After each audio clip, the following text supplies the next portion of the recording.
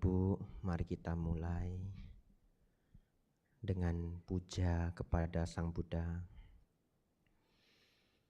Namo tassa bhagavato arahato sama sambuddhassa. Namo tassa bhagavato arahato sama sambuddhassa. Namo tassa bhagavato arahato sama sambuddhassa. Kalena dhamma sakaca eta manggala mutamanti. Yang termuliakan Sang Buddha, Dhamma dan Sangha. Yang berbahagia ya Bapak dan Ibu pimpinan yang hadir ya. Kemudian seluruh keluarga besar Indofood dan juga Perbudi, serta para hadirin semuanya yang hadir, selamat siang, Namo Buddhaya. Bapak Ibu Saudara, ya tak kenal maka tak akrab ya. Nama saya Biku Abijato. Mungkin beberapa dari Bapak Ibu ada yang baru bertemu hari ini, baru melihat ya. Bapak Ibu Saudara, dan kita berjumpa terkhusus merayakan Waisak di perusahaan Indofood ini. Bapak Ibu Saudara, saya mendapatkan topik yang judulnya adalah kedisiplinan. Dan di suasana Waisak sudah menjadi pakem kalau kita akan membahas kehidupan dari Pangeran Siddhartha mencapai kebuddhaan. Oleh karena itu saya berusaha mencari bagian dari kehidupan Sang Buddha yang benar-benar bisa menjadi inspirasi disiplin untuk kita. Bapak Ibu Saudara, saya diberi waktu 40 menit. Ya. Tapi saya memasang target di pikiran saya 30 menit saja. Kenapa? Supaya speednya sedikit lebih cepat ya. Tapi karena tidak ada jam Bapak Ibu, jadi saya enggak tahu selesainya jam berapa. Ya. Jadi pakai feeling. Saudara-saudari, sesungguhnya versi dari cerita hidup Sang Buddha itu tidak satu. Semoga Anda tidak terkejut dengan apa yang saya sampaikan. Versi dari cerita hidup Sang Buddha itu tidak satu. Kalau Bapak Ibu ke negara lain, kita ke Korea, kita ke Tiongkok, kita ke Jepang, kita ke Thailand, bisa mendapatkan versi yang berbeda-beda. Namun terkhusus hari ini, saya mengambil versi yang paling original. Dalam artian cerita ini bukanlah bagian dari kisah rakyat. Karena setelah Sang Buddha wafat, jarak dari Sang Buddha wafat sampai hari ini itu adalah 2600 tahun. 2600 tahun itu lama sekali. Kalau saudara-saudari ingin tahu itu seberapa lama, kalau Bapak Ibu Saudara yang masih kenal Michael Jackson, belum tentu anak sekarang itu kenal Michael Jackson. Ya, kalau Anda nanya anak umur 9 tahun siapa Michael Jackson, belum tentu loh dia tahu. Mungkin dia taunya Taylor Swift, ya. Kalau saudara-saudari masih kenal Muhammad Ali, anak sekarang itu belum tentu loh kenal Muhammad Ali. Dan itu hanya berjarak beberapa puluh tahun dari kejayaannya mereka. Sedangkan Sang Buddha itu sudah 2500-an tahun. Namun nama kejayaan beliau itu masih terdengar. Tetapi sudah muncul begitu banyak versi cerita. Saudara-saudari, terkhusus siang hari ini, cerita yang akan disampaikan oleh saya itu saya ambil dari kitab tua, bukan kisah rakyat. Bagian dari kitab suci Tripitaka, namanya adalah Bhaya Berawa Sutta Majjhima Nikaya 4. Bapak Ibu enggak perlu hafal, biar saya aja. Ya. Tetapi kenapa saya sampaikan detail? Karena direkam secara online, nanti entah kapan, mungkin 10 tahun lagi, 15 tahun lagi, ada yang putar rekaman ceramah ini, dia bisa cek di Google, MN spasi 4. Jadi kalau kitab suci itu pakem, MN spasi 4, enter keluarnya Bhaya Berawa Sutta. Sepertinya diterjemahkan sampai 20 bahasa dan ada bahasa Indonesia. Saudara-saudari, saya tidak menyangka, saya pernah mengajar ini di Klaten, nama wiharanya, ada channelnya di YouTube namanya Wisma Sambodi, dan pelajaran itu 2 jam. Pelajaran itu megang kertas seperti kalau kita masuk sekolah. Dan biasanya cukup membosankan. Tapi yang saya tidak percaya adalah yang nonton ternyata sampai 16.000 orang. Dan saya buat episode kedua, judulnya lain, ambil pelajaran yang lain, yang nonton sampai 44.000 orang. Saya tidak menyangka bahwa ternyata yang orang yang ingin belajar kitab suci secara serius ternyata masih banyak. Saudara-saudari, pelajaran 2 jam itulah yang akan saya kompres hari ini menjadi 30 menit.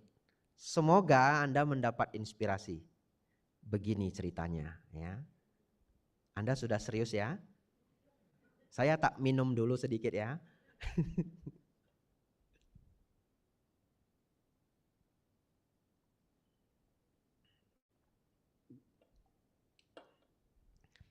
Bapak Ibu Saudara,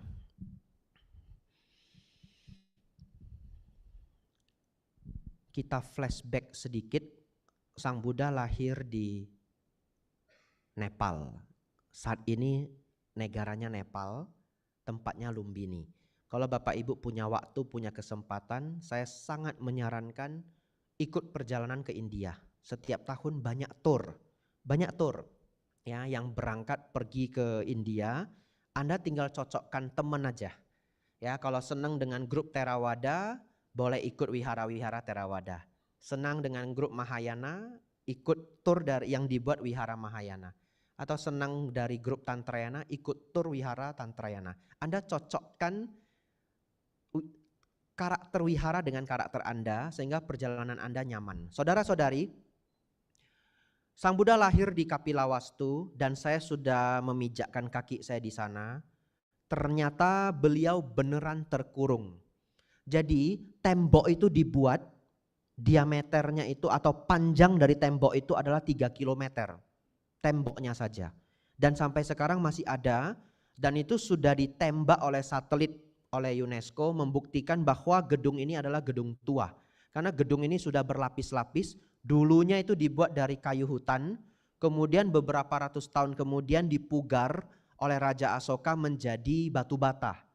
Tetapi rekonstruksi itu terbukti itu adalah konstruksi ribuan tahun yang lalu.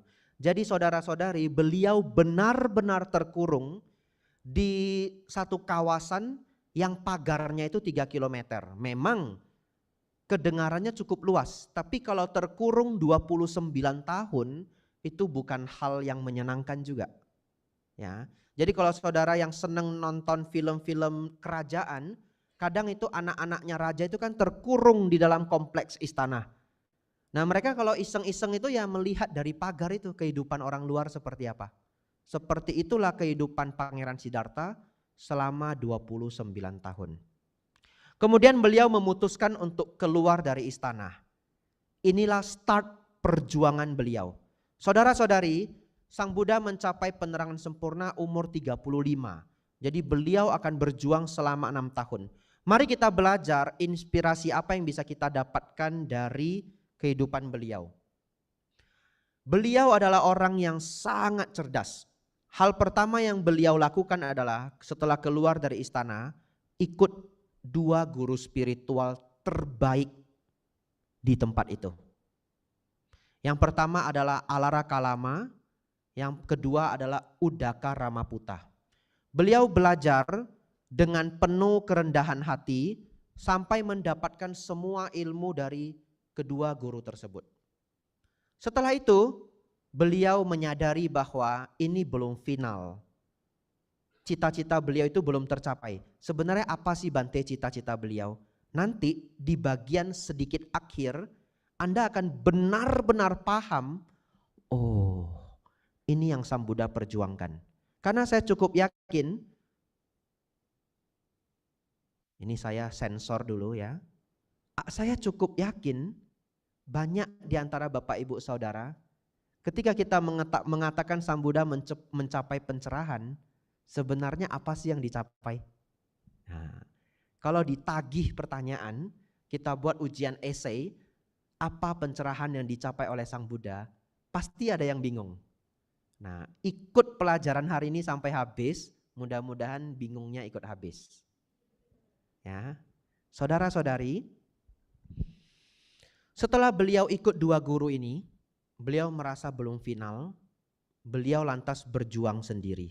Beliau keluar dari dua tempat itu, lalu beliau ikut 5 pertapa penyiksa diri. Ini kisah yang sangat legend. Ya, kisah yang sangat legend. Seringnya orang mengambil contoh ini sebagai contoh disiplin. Beliau berjuang menyiksa diri selama bertahun-tahun. Tetapi beliau sendiri mengatakan bahwa itu keliru. Ya, oleh karena itu saya akan tetap menceritakan bagian beliau menyiksa diri. Kenapa sih beliau menyiksa diri? Begini Bapak Ibu Saudara. Karena di zaman itu 2500 tahun yang lalu ada kepercayaan bahwa kalau tubuh ini disakiti, jiwa menjadi suci. Kalau tubuh ini disakiti, jiwa menjadi suci. Kok bisa ya Bante orang berpikir begitu? Ya, dalam taraf sedikit, saya ulangi ya, dalam taraf sedikit Bapak Ibu pun masih punya pemikiran ini. Mungkin. Tak buktikan ya. Kalau Bapak Ibu menemukan seseorang berpuasa, tidak makan, tidak minum 2 hari. Bapak Ibu menganggap orang itu sedang praktek spiritual, betul? Lalu kalau orang itu sanggup berpuasa, tidak makan, tidak minum, tidak sahur juga ya. Jadi dia berlatih sendiri ke pertapaan, tidak makan, tidak minum seminggu. Apakah ada di antara Bapak Ibu yang merasa dia hebat? Mungkin ada. Ya.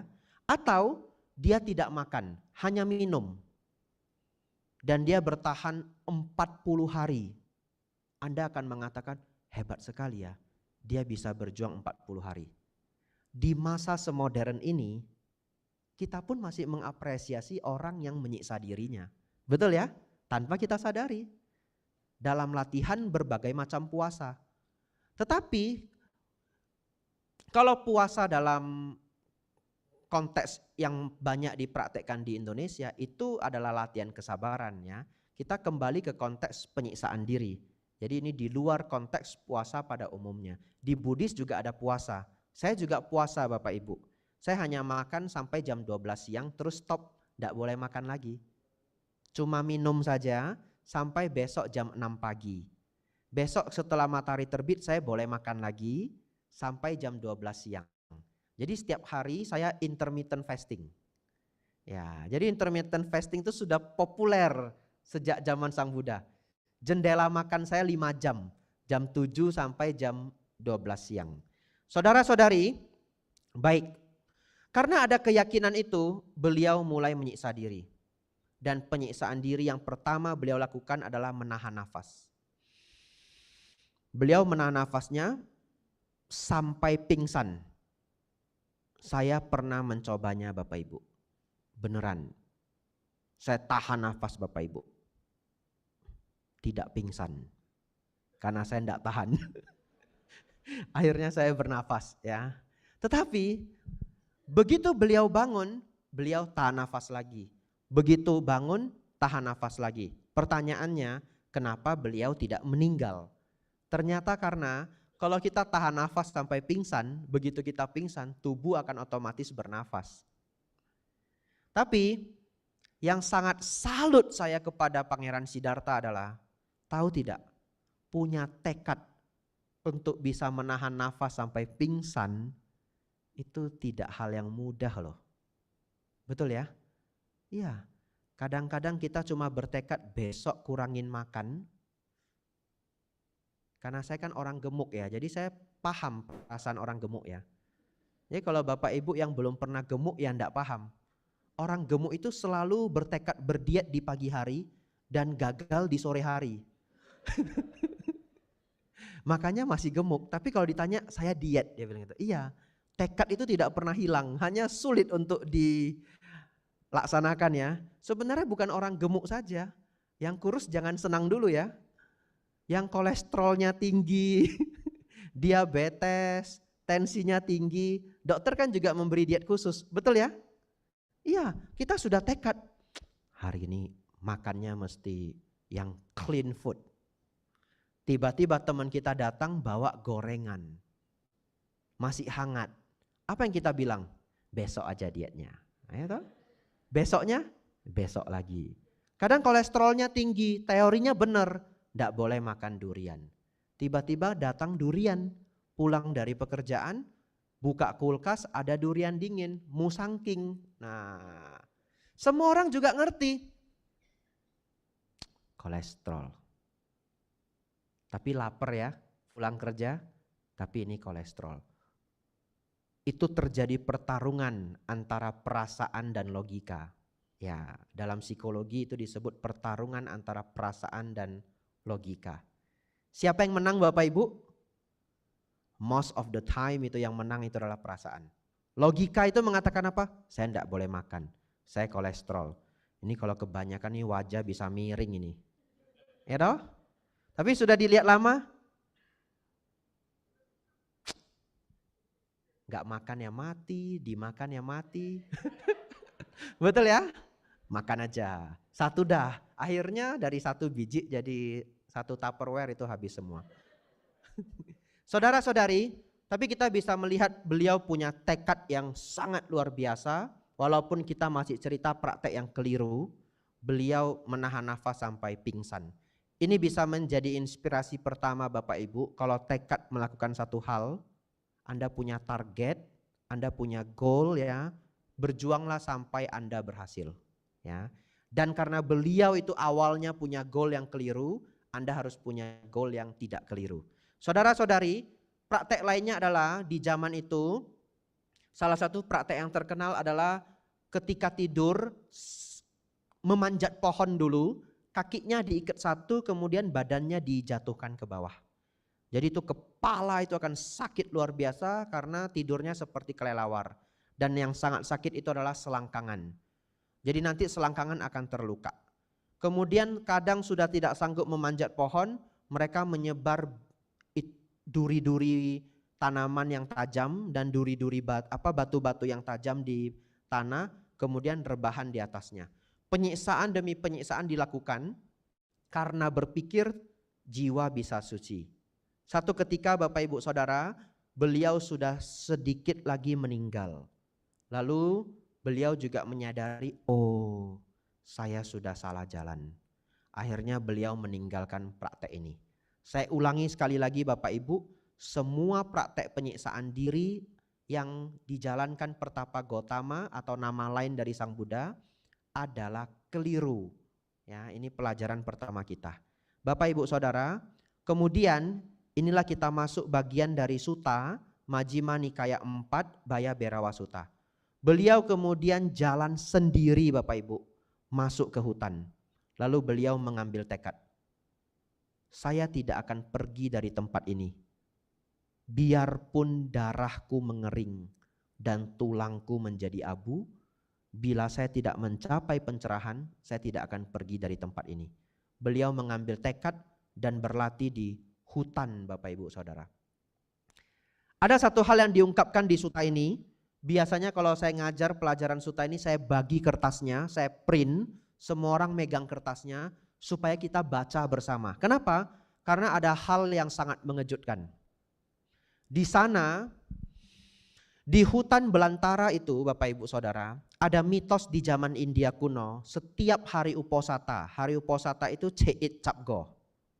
Jadi di zaman India dulu, setiap hari Uposatha, jadi hari ini kita juga jadi tahu bahwa sebenarnya culture Chait Chapgo itu datangnya dari India. Ya, jadi itu disebut sebagai hari spiritual. Setiap terang bulan, setiap gelap bulan, orang praktek spiritual. Mereka yang bekerja itu berhenti bekerja. Mereka praktek spiritual seharian. Zaman sekarang sudah tidak bisa Bapak Ibu lakukan. Kalau hari Uposatha Bapak Ibu stop bekerja, cuti Anda nggak akan cukup. Ya, setengah tahun saja hidup Anda selesai ya. Anda akan kena SP3. Tapi zaman sekarang enggak apa-apa. Anda boleh praktik spiritual setiap hari Minggu. Tidak harus ikut hari uposata.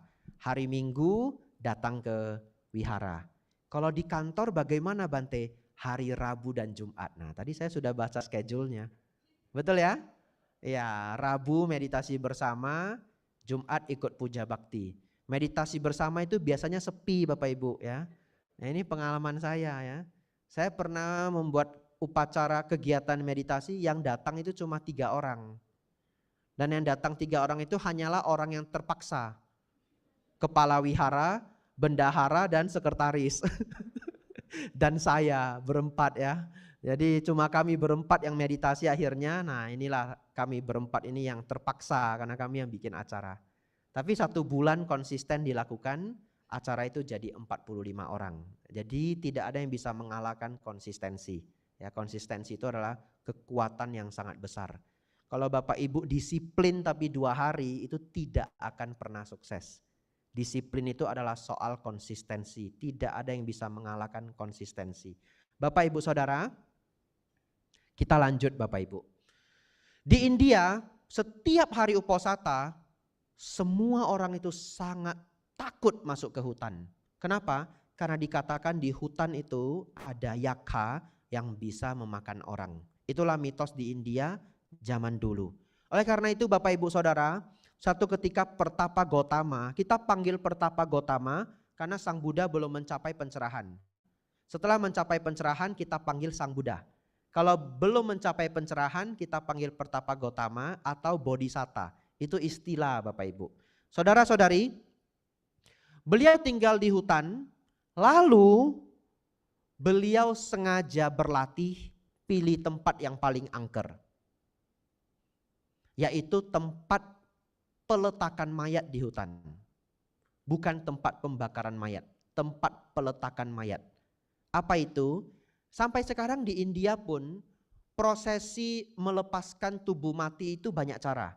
Kalau di Indonesia dikubur dan dibakar. Itu yang populer ya. Ada juga yang diletakkan di goa yaitu di Toraja. Di India ada yang dilarung di sungai. Dibungkus kain terus dilarung di sungai. Lalu saudara-saudari praktek lainnya adalah diletakkan di altar di hutan. Jadi mereka membuat satu altar yang besar lalu diletakkan saja di sana di hutan. Nanti tubuh mati itu akan dimakan oleh hewan buas. Mungkin di antara banyak sekali prosesi pelepasan tubuh mati, yang paling unik itu adalah di Tibet. Ya, di Tibet itu agak seram Bapak Ibu ya, tapi saya lihat nggak ada anak-anak di sini ya. Kalau di Tibet itu tubuhnya itu dipotong-potong, tubuh mati ya, dipotong-potong, kemudian dibawa di atas tebing untuk dimakan oleh burung pemakan bangkai.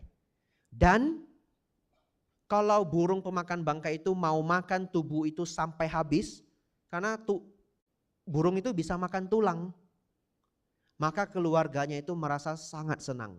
Mereka menganggap itu adalah berkah. Tetapi kalau ada bagian yang tersisa, itu dianggap tidak berkah. Ternyata setelah dipelajari, kalau ada yang tersisa, daging yang tidak dimakan oleh burung itu karena yang meninggal itu kena penyakit yang bahkan burung itu tidak mau makan. Ya, oleh karena itu ilmu pengobatan di Tibet itu menjadi sangat maju karena mereka mencatat setiap yang terjadi di tubuh mati seseorang. Jadi ketika tubuh itu dipotong itu dicatat juga kenapa organnya berubah warna, kenapa tubuhnya seperti ini. Jadi ilmu pengobatan tradisional Tibet itu termasuk yang sangat best. Bapak Ibu Saudara, ketika Pangeran Gotama berlatih di hutan di sana, inilah yang diungkapkan di dalam sutta. Ternyata beliau mengalami ketakutan dan kengerian yang sangat luar biasa. Dan ini jarang diungkap. Kenapa? Karena kita selalu mau melihat Sang Buddha sebagai hero. Ya, kita selalu mau melihat Sang Buddha sebagai hero, sebagai pahlawan, sebagai yang paling luar biasa.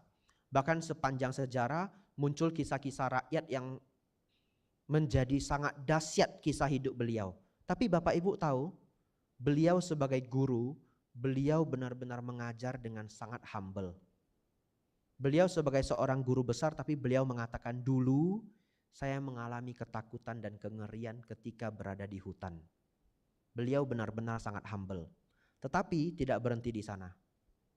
Beliau berjuang untuk melenyapkan ketakutannya. Baik Bapak Ibu Saudara, fokus. Kita sudah sampai di setengah perjalanan. Setengah lagi ini adalah pelajaran yang cukup advance. Semoga Anda bisa fokus sampai habis. Karena kita akan bahas pencerahan. Sebenarnya apa itu pencerahan Sang Buddha? Pencerahan Sang Buddha sebenarnya adalah melenyapkan semua bentuk stres. Just like that.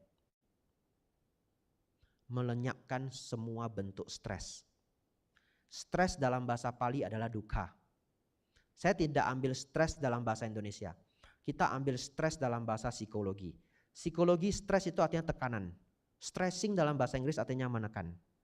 Jadi stres dalam bahasa psikologi adalah semua kondisi batin yang tidak nyaman. Bapak Ibu Saudara, saya ingin bertanya. Takut itu nyaman apa tidak nyaman? Takut adalah stres dalam psikologi. Sedih nyaman tidak nyaman? Tidak nyaman. Sedih adalah stres dalam psikologi. Kecewa, malu, kesal, marah. Serakah bukan, tapi efek dari serakah, gelisah. Ego bukan stres, tapi efek dari ego. Efek dari ego apa? Ketika Anda malu karena atau merasa tidak dihargai. Betul ya? Kalau Anda merasa tidak dihargai, nyaman atau tidak nyaman? Tidak nyaman. Penyebabnya adalah ego, akibatnya adalah stres. Jadi ego yang tinggi itu memicu stres. Para selebritis yang terkenal, mereka mendapat pujian dalam jumlah yang besar, sehingga standar ego mereka itu tinggi sekali. Bapak Ibu tahu, umumnya selebritis itu sangat tidak kuat menahan kritik. Satu kritikan itu terasa seperti silet yang sangat tajam dibandingkan orang yang bukan selebritis. Kenapa? Orang yang bukan selebritis mah diomong-omongin biar aja. Saya tidak ada yang kenal. Tapi karena sudah terbiasa menerima feedback pujian, wah lagunya luar biasa ya, nyanyinya hebat ya, standar egonya naik. Dan itu natural. Jadi kalau Anda ketemu orang sukses yang sombong, Anda jangan marah. Itu natural. Dia butuh waktu untuk menyadari bahwa ego is the enemy. So the side effect of success itu adalah ego. Tapi kalau itu adalah saudara Anda kasih tahu. Ya, Anda kasih tahu, nanti kamu sudah sukses, ego bisa ikut naik loh. Kamu harus hati-hati ya, dan kamu butuh waktu untuk menanggulangi itu. Kalau orangnya senang belajar wisdom, mungkin dia bisa menghadapi itu dalam waktu 6 bulan, 7 bulan. Orang sukses itu egonya naik, tapi kalau dia wise nanti dia humble lagi. Ya, saya sengaja cerita begini karena ini banyak sekali orang sukses. Kalau Anda sudah humble luar biasa, kalau Anda belum humble itu PR Anda. Atau kalau anak Anda belum humble ya nanti ajari dia. Ya, tapi itu side effect dari kesuksesan. Enggak apa-apa. Anda ketemu orang sukses egonya tinggi, enggak apa-apa ya. Bapak Ibu Saudara, kita lanjut. Kita kan lagi cerita stres ini. Pencerahan itu adalah tidak lagi mengalami stres. Dalam bahasa Pali, lenyapnya dukkha. Ya, Anda sudah sering dengar bahasa Palinya, tapi Anda tidak berpikir sejauh itu. Jadi Bapak Ibu Saudara, pencapaian arahat itu, seseorang yang disebut Buddha, yang disebut arahat, tidak ada stres sedikit pun. Sekarang begini, kita sedang di episode di mana Pertapa Gautama mengalami rasa takut, betul? Berarti masih ada stres. Bagaimana beliau melenyapkan rasa takut ini? Bapak Ibu Saudara, ini tidak ada jam ya. Sisa berapa menit waktu saya?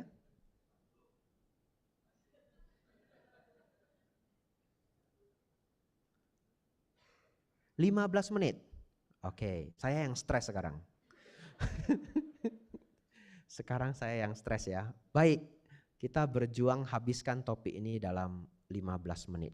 Bapak Ibu Saudara, saking takutnya beliau, karena beliau juga takut dengan mitos yang ada akan dimakan oleh raksasa, hal pertama yang beliau lakukan adalah menegakkan postur tubuh. Artinya apa? Beliau akan duduk, tidak mau berpindah tempat sampai rasa takut itu lenyap. Setelah rasa takut itu lenyap, beliau berdiri. Begitu berdiri itu rasa takutnya balik lagi. Beliau akan berdiri diam sangat lama sampai rasa takut itu hilang, kemudian beliau berjalan. Sebenarnya saya harus menceritakan ini minimal 40 menit lagi, tapi saya usahakan lah ya 15 menit ya. Akan banyak sekali yang terskip, ya, akan banyak sekali yang terskip, tapi tidak apa-apa. Bapak Ibu Saudara, beliau berjalan sampai rasa takut itu hilang. Setelah itu beliau berbaring, rasa takut itu kembali. Beliau menghadapi rasa takut itu dengan postur tubuh dan dengan keberanian. Baik, beliau mengatasi sebagian. Sekarang kita masuk ke yang lebih mendalam. Kemudian beliau merenungkan kebaikan-kebaikan beliau. Kebaikan-kebaikan beliau maksudnya sisi positif. Beliau selama ini jadi orang yang jujur. Beliau selama ini mempraktekkan hal-hal yang baik, penuh cinta kasih, tidak pernah malas, penuh konsentrasi, tidak pernah merugikan makhluk lain dan sebagainya, sebagai sumber kekuatan. Jadi ini juga menjadi tips Bapak Ibu, kalau Bapak Ibu punya ketakutan dalam hidup, renungkanlah bahwa selama Bapak Ibu sudah menjaga kebaikan. Ya, misalkan kita cerita bekerja di perusahaan, Bapak Ibu cukup khawatir karena dipromosikan jabatan yang lebih tinggi. Saya entah bisa enggak ya, saya entah bisa enggak ya. Renungkan, Anda tidak pernah jadi karyawan yang merugikan perusahaan. Anda sudah do the best, Anda memberikan value. Tantangan apapun pasti bisa Anda hadapi. Ambil langkah itu, maju step by step. Ya, ketakutan itu selalu ada di setiap step. Bapak Ibu berpikir ceramah di depan umum seperti ini gampang? Sama sekali tidak gampang. Jadi pertama kali dulu saya mau ceramah di Wihara Dhammacakka, kata umatnya begini. Umatnya sih ingin memberi saya semangat. Bante, yang hadir 1.500 orang Bante. Ya, niatnya memberi kita semangat, tapi kita semakin, oh 1.500 orang ya, iya makasih. Semakin mikir ini bahannya mau bagaimana. Tetapi semua itu dijalani dengan step by step, step by step, step by step. Akhirnya kita melaju begitu jauh. Bapak Ibu Saudara, disinilah Sang Buddha, Pangeran Siddhartha masuk ke satu hal yang menuju pada pencerahan. Ini teknis banget. Semoga Bapak Ibu konsentrasi. Beliau menyadari bahwa sumber dari ketakutan itu adalah pikiran kita sendiri. Dan ada dua hal dalam pikiran Bapak Ibu yang tidak pernah berhenti. Yang pertama, Anda berbicara dengan diri sendiri. Yang kedua, Anda selalu menggunakan visualisasi untuk membayangkan hal-hal. Ketika Anda berkonsentrasi, obrolan batin dan visualisasi itu terarah. Contoh, kalau Anda berpikir, besok Senin saya mau buat schedule apa? Besok Senin hal apa yang mau saya tambahkan untuk tim saya? Anda bicara dengan diri sendiri dan Anda visualisasi. Tapi ketika Anda tidak konsentrasi, batin Anda pun tidak berhenti berbicara, betul? Dia mengalir dan mengalir. Visualisasi kita mengalir dan mengalir menjadi tanpa arah. Dan kedua hal ini menjadi sumber stres kita ketika kita tidak bisa mengaturnya. Contoh, kalau Anda bisa mengatur dua hal itu untuk stop, bukankah selesai Anda menonton film horor, Anda bisa bilang sama pikiran, oh saya sudah mau tidur.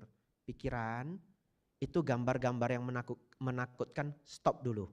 Bisa dia stop Bapak Ibu? Tidak bisa. Anda tidak bisa mengatur pikiran Anda untuk stop. Ya, Bapak Ibu Saudara, ketika beliau menyadari itu, disinilah beliau berjuang untuk menghentikan arus pikiran yang tidak pernah berhenti. Ya, caranya bagaimana? Beliau mempraktekkan nafas masuk, nafas keluar. Beliau duduk, mengamati nafas masuk, nafas keluar. yang saat ini berkembang menjadi sangat terkenal, yaitu meditasi nafas. Bapak Ibu Saudara, percaya saya, kalau seseorang tidak punya kedisiplinan, hasilnya nihil. Nanti Anda pulang Bapak Ibu, Anda coba duduk, amati nafas masuk, nafas keluar. 15 menit aja. Coba, bisa enggak Anda hentikan pikiran Anda? Tidak akan bisa. Nanti akan muncul apa? Banyak sekali hal. Begitu Anda sudah nutup mata, besok minggu ya, nah muncul bicara. Kadang-kadang sudah damai, muncul suara. Sudah damai belum ya? Nah itu. Dia muncul terus Bapak Ibu Saudara. Tetapi beliau dengan sangat disiplin, pelan-pelan berlatih. Lembut dan halus sekali. Sampai satu ketika, suara hati dan gambar pikiran di dalam batin beliau itu diam total. Total diam. Itu beliau sebut sebagai pencapaian jana kedua dalam bahasa Pali. Tapi Bapak Ibu tidak perlu mikir bahasa Palinya. Tetapi Bapak Ibu Saudara, itu adalah kedamaian tertinggi yang bisa dimiliki oleh seseorang yang tidak pernah bisa dia dapatkan kecuali dia bermeditasi. Itu sebabnya saya tidak heran. Banyak sekali milioner bahkan bilioner yang mengatakan meditasi itu luar biasa. Salah satunya adalah Ray Dalio. Anda boleh catat nama Ray Dalio. Dia orang terkaya nomor 58 di dunia. Dia nulis buku judulnya Principle. Ya, buku yang sangat bagus. Bapak Ibu Saudara, saat ini dia gembar-gembor di dunia medsos menjelaskan ke orang-orang bahwa berkah terbesar yang dia dapatkan itu adalah belajar meditasi. Ya. Seorang ahli strategis yang sangat luar biasa namanya Robert Greene. Dia adalah ahli strategi untuk beberapa presiden di dunia, tapi dia tidak mau mengungkapkan siapa. Salah satu klien yang dia ungkapkan itu adalah 50 Cent, seorang rapper yang sangat terkenal. Robert Greene itu bukunya sangat terkenal ya, sebenarnya Bapak Ibu yang kerja di corporate itu boleh baca bukunya ya, 48 Laws of Power ya. Setelah Anda baca buku itu Anda akan berhasil di dunia korporasi dan politik ya. Saya hanya baca buku itu sebagian karena saya tidak punya kepentingan dengan buku itu. Yang saya baca buku lain adalah Mastery. Kalau saya dulu tidak baca buku Mastery, saya mungkin tidak bisa berlatih sejauh ini. Buku Robert Greene itu luar biasa. Mastery itu mengajarkan bahwa kalau Anda ingin menjadi master di satu bidang, musuh Anda adalah kebosanan. Ya. Jadi tidak mungkin Anda tidak melawan kebosanan kalau Anda ingin menjadi master di satu bidang. Karena Anda harus melakukan hal yang sama berulang-ulang. Tetapi ketika Anda sudah menjadi master, kebosanan itu akan hilang, berubah menjadi sesuatu yang lebih menyenangkan. Ya, saudara-saudari, mereka orang-orang besar banyak yang mengatakan bahwa meditasi luar biasa. Kenapa? Karena itu adalah kedamaian yang tidak bisa dibeli dengan uang. Kita kembali ke praktek Pangeran Siddhartha. Bapak Ibu Saudara, setelah beliau melenyapkan semua pikiran yang bocor tadi, pikiran kita kan seperti bocor, tidak pernah bisa berhenti. Bahkan kalau Bapak Ibu tidur pun muncul bermimpi. Beliau mencapai ketenangan yang sangat mendalam. Waktu saya hampir habis Bapak Ibu, bahkan bisa dikatakan habis, tapi saya akan ceritakan judulnya saja. Kan beliau sudah mencapai jana kedua ya. Beliau lanjutkan ke dalam level yang batin yang lebih mendalam, yang disebut jana ketiga dan jana keempat. Kemudian baru beliau mengembangkan 3 pengetahuan yang disebut tewija. Baik, kita skip bagian itu. Saya berikan bagian terakhir untuk siang hari ini. Bapak Ibu Saudara, karena judul saya adalah kedisiplinan, maka kunci dari kedisiplinan itu adalah konsistensi. Bapak Ibu jangan tergantung pada motivasi. Motivasi manusia itu up and down. Ingat ya, motivasi manusia itu up and down. Kalau Anda mau bekerja nunggu motivasi, Anda tidak akan konsisten. Tapi kalau Anda ingin berhasil di satu bidang, konsistensi adalah kuncinya. Anda melihat Mike Tyson, Anda tahu enggak? Mike Tyson itu bertemu gurunya umur 12 tahun. Umur 16 tahun dia itu world champions. 4 tahun berjuang. Dan itu gila sekali. Dengan tubuh yang cukup kecil dan lawan yang begitu besar, dia itu hanya latihan 4 tahun. Tapi yang orang lain tidak tahu adalah dia setiap hari push up 2.500 kali, sit up 2.500 kali. Ya, kok bisa Bante sebanyak itu? Satu set dia push up 250 kali, 10 set. Saya akan membuat ini menjadi hal yang lebih masuk akal di mata Anda. Teman Anda yang duduk di sini, mungkin ada yang sanggup push up 40 kali. Wajar ya? Dan kalau yang fitness, dia bisa push up 100 kali. Tapi kalau atlet selevel Mike Tyson, 250 kali bukan hal yang aneh. Itu hanya 2,5 kali lipat. Hanya ditambah 10 set. Sit up 250 kali 10 set. Pemain bulu tangkis terbaik di Indonesia, Rudi siapa namanya? Rudi Hartono. Setiap pagi jam 4 bangun lari 1 jam baru ke sekolah. Sejak kelas 4 SD. Anda ingin jadi Rudi Hartono? Anda bangun jam 4 pagi, lari 1 jam sejak kelas 4 SD. Ada satu anak kecil yang bilang ingin jadi Rudi Hartono. Ketika diberitahu kamu harus bangun jam 4, lari 1 jam setiap pagi, setiap hari. Nggak jadi saya katanya. Bapak Ibu Saudara, tidak ada yang bisa mengalahkan konsistensi. Jadi di balik sebuah kedisiplinan, consistency is the key. Anda jangan bergantung pada motivasi, Anda bergantung pada habit. Ya, cari buku mengenai habit, Atomic Habits, Slight Edge. Ya, lalu ada satu buku lagi saya lupa judulnya, tetapi judul-judul mengenai habits ya. Ada satu judulnya Habits, Charles Duhigg. Anda baca buku mengenai habit, Anda akan punya habit yang luar biasa. Disiplin adalah efek samping dari habit dan konsistensi. Bapak Ibu Saudara, saya tadi diberi petunjuk 3 menit terakhir. Iya, ada itunya, kertasnya ya. Ya. Ini terakhir lebih dari 3 menit sedikit ya. Ini permintaan saya terakhir karena habis ini kita tanya jawab. Baik. Bapak Ibu Saudara, saya ajak Anda. Setiap kali Anda mengalami stres, ya, Anda nafas masuk, nafas keluar yang rileks.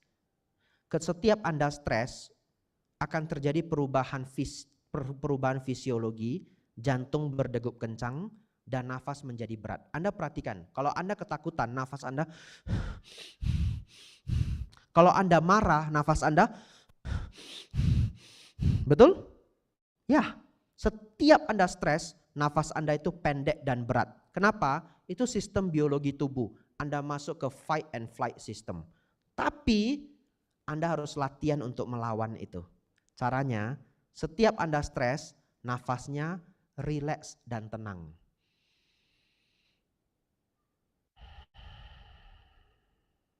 Ya, rileks. Kalau ritme nafas Anda bisa lebih rileks dan panjang, stres Anda bisa berkurang 30%. 30% itu banyak loh. Karena Anda kan sering stres toh. Bekerja di perusahaan itu pasti ada stres. Nah, saya tidak mau stres lagi Bante, ya gabung ikut saya jadi biksu ya. Bapak Ibu Saudara, setiap Anda stres, nafas masuk, nafas keluar. Tidak perlu menutup mata, karena mungkin pimpinan Anda sedang di depan. Oh pas di depan ya, oh ya maaf ya kebetulan ya. Atau mungkin klien Anda sedang di depan, pelanggan Anda sedang di depan ya. Anda ketemu Anda jadi marketing. Kalau marketing bos Anda 2, bos di kantor dan bos di lapangan ya. Anda ketemu klien itu mau dibuat kesal sekesal apapun, Anda harus senyum dan rileks. Nafas masuk, nafas keluar. Jangan menutup mata. Jangan karena belajar dari saya nanti dimarahin. relax. Nah, itu akan menurunkan stres Anda. Kita belajar Sang Buddha mencapai pencerahan dengan menembus kedamaian tingkat tinggi. Kita ambil ilmu beliau, pakai dalam keseharian. Setiap kali stres, nafas masuk, nafas keluar, habis. Nah, itu ada itu. Tadi apa tulisannya yang terakhir? Waktu habis. Ya, ya, sabe sata bawantu sukitata. Semoga semua makhluk hidup berbahagia. Sadu, sadu, sadu. Aduh, mau buka tanya jawab, waktunya tinggal dikit. Kasih kesempatan satu aja deh, satu. Siapa yang mau bertanya? Oke. Ada di tengah. Sudah ada. Namo Buddhaya Bante. Namo Buddhaya. Terima kasih atas sharingnya. Saya ingin bertanya Bante, intinya tadi saya nangkap, mohon dikoreksi kalau salah, adalah konsistensi. Jadi bagaimana kita membuat kita ini bisa di jalan konsistensi terus Bante. Karena kan tadi untuk menjadi master adalah lawannya kebosanan. Nah itu bagaimana juga Bante? Baik. Bapak Ibu Saudara, ini bagus sekali pertanyaannya. Jadi saya bisa rekap apa yang saya sampaikan tadi ya, karena sedikit ngawang. Yang kita pelajari siang hari ini yang pertama adalah goal yang benar. Karena di awal Sang Buddha punya goal yang salah, beliau menyiksa diri, beliau punya goal yang benar. Kalau kita sudah punya goal yang benar, maka kita disiplin dan konsisten. Ya, dan itu akan membawa hasil yang sangat luar biasa. Beliau akhirnya menaklukkan semua bentuk stres, beliau mencapai pencerahan dan beliau berhasil. Baik, pertanyaannya adalah bagaimana Bante agar kita bisa menjadi konsisten? Menjadi konsisten itu belajar membangun kebiasaan yang baik. Nah, salah satu caranya adalah kalau kita punya tugas yang besar, kita bagi menjadi bagian-bagian kecil. Sehingga tugas besar itu tidak kelihatan terlalu berat. Nah, setelah kita bisa bagi itu menjadi step by step. Jadi dalam otak kita sudah tidak, kemalasan di otak kita berkurang. Karena sekarang kita tidak melihat itu sebagai proyek 3 hari. Tapi kita melihat itu sebagai, oh ada 8 bagian yang perlu saya kerjakan. Sekarang kita cukup berjuang untuk memulai di bagian pertama. Manusia itu sangat unik ya, begitu kita sudah bekerja, kita bisa pelan-pelan masuk ke flow state ya, dan kemudian kita meneruskan pekerjaan kita. Yang paling berat itu adalah bagian pertama dalam bekerja. Yang kedua adalah bagaimana supaya kita selalu termotivasi membuat bagian pertama itu. Caranya adalah contoh. Saya pakai contoh yang general aja. Semua orang tahu baca buku itu baik, tapi baca buku itu sangat sulit. Anda sudah koleksi bukunya, Anda beli di Gramedia pas Anda gajian, saya mau jadi CEO ini kelak. Saya kumpul semua buku-buku, katanya CEO baca buku seminggu 1 buku. Anda beli buku-buku terbaik, 7 Habits, How to Win Friends and Influence People, and you collect all of that. You collect all of that. Dibaca Bapak Ibu? Ada yang baca juga, ada yang enggak ya. Akhirnya Anda sudah beli itu 10 buku, yang terbaca cuma setengah. Kenapa? Karena sulit. Tapi begini, apa yang sulit tapi memiliki hasil dan manfaat harus diperjuangkan. Triknya bagaimana? Anda cari dari buku yang sudah Anda beli itu yang paling menyenangkan. Anda buka, taruh di tempat yang terlihat. Jadi kalau Anda mau tidur malam, taruh buku itu di atas bantal. Anda tidak akan lupa. Oh iya, sebelum tidur baca buku supaya tidur lebih nyenyak. 1 jam sebelum tidur lebih baik Anda sudah tidak pegang HP. Karena blue light itu masuk ke mata, tubuh bisa berpikir itu masih siang. Anda jadi kesulitan tidur. Karena Anda tidur itu perlu penyesuaian hormon. Nah, orang zaman dulu itu di atas jam 6 sudah lampunya remang-remang. Pelan-pelan dia ngantuk. Saya baru bilang begini sudah ada yang ngantuk ya. Jadi lebih baik 1 jam sebelum tidur Anda tidak melihat HP lagi, mata tidak kemasukan blue light ya. Jadi circadian rhythm di tubuh Anda atau pola jam di tubuh biologi Anda Lebih baik dia pelan-pelan lebih ngantuk dan Anda tidur lebih nyenyak. Anda gantinya apa? Contoh, baca buku. Jadi Bapak Ibu Saudara, trik untuk membangun habit, semua yang perlu dilakukan itu diletakkan di tempat yang terlihat. Terus apa yang menjadi distraction ditaruh tempat yang jauh. Kalau Anda sudah mau baca buku, contoh HP-nya dibuat flight, taruh di tempat yang jauh banget. Nah itu trik ya. Ini trik yang banyak sekali yang saya sampaikan, Anda boleh lakukan kalau Anda berhasil bagus. Contoh, kalau Anda perlu olahraga, dokter sudah bilang, Pak, satu hari harus 10.000 langkah, 10.000 steps. Atau Anda kalau boleh ya jalan pagi jogging. Anda ambil itu, sepatu jogging Anda, taruh di sebelah spring bed Anda. Nah itu caranya. Jadi bangun, lihatnya sepatu jogging. Kalau Anda bisa melakukan itu 10 hari, itu mulai menjadi habit. Ya, terus terang sangat sulit membangun habit, tetapi kalau habit bisa terjadi, konsistensi akan terbentuk. Terakhir, saya sulit memberi jawaban dalam waktu 5 menit, 10 menit. Anda harus brainwash diri Anda sendiri bahwa konsistensi itu luar biasa. Caranya baca buku mengenai konsistensi. Kalau Anda bisa bahasa Inggris, cari buku Best of the Best, buku terbaik dalam hidup saya, Slight Edge. SLIGHT spasi EDGE, sedikit tepian, Slight Edge. Yang nulis Jeff Olson. Anda pesan online ya. Kalau dulu bisa pesan di website namanya bookdepository.com. Pengiriman ke Indonesianya free, international shipping free. Mungkin karena free tutup sudah websitenya. Ya, jadi sekarang Anda cari di Periplus atau opentrolley.com. Opentrolley itu bookstore di Singapura. Kalau Anda yang seneng baca bahasa Indonesia, ya saya pun masih seneng baca bahasa Indonesia karena lebih cepat. Baca buku bahasa Inggris itu stres. Cari dictionary ya. Anda cari aja buku Atomic Habits, James Clear, ada di Gramedia. Bukunya sudah lama menunggu Anda yang belum baca ya. Ya, Anda baca itu, buku itu sangat luar biasa. Saudara-saudari, ini kok saya jadi seminar motivasi ya. Keliru ini saya harus kembali ke Dharma Bapak Ibu, mohon maaf.